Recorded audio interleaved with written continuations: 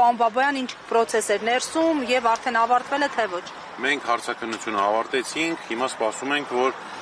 քննչականը դատարան ներկայացնի կալանքի վերաբերյալ միջնորդություն։ Հիմա կսպասենք, հենց միջնորդությունը կներկայացնեն, արդեն կալանավորման հարցի շուրջ քննությունը դատարանում կլինի։ Այսինքն միակերպը փաստացի կալանք։ Այս բանին հա, իրենք ձերբակալել են հենց կալանավորման նպատակով եւ բնականաբար միջնորդություն կներկայացնեն կալանավորման համար։ Ինչ որ տեղեկություններ են տարածվում Ալեն Սիմոնյանի պահանջների վերաբերյալ 2 միլիոն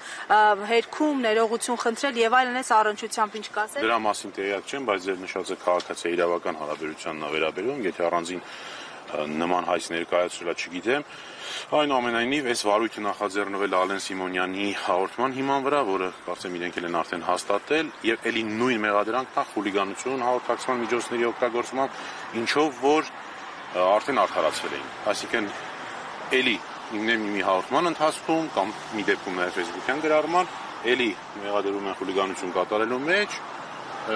ինչով որ ինչպես ասեցի նախորդ անգամ արդարացվել էր։ Ընդ որում ամենահետաքրքիրը որ դատախազը ելի նույնն է, այսինքն այն դատախազը, որ դատարանում եկավ, մեղադրանքը պաշտպանեց եւ ըստ էության պարտվեց։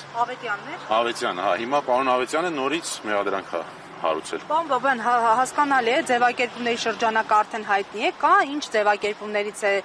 խուլիգանությունն այսպես ենթադրվել իշխանությունների կողմից։ Որոշակի արտահայտություններ կան, որը համարել են խուլիգանական։ Կոնկրետ որ հաղորդման վերջին հարցազրույցի հետ կապված էր, կա ինչ որ ամսի 10-ի, եթե չեմ սխալվում, նոյեմբերի 10-ի հաղորդման մասին է, եթե չեմ սխալվում,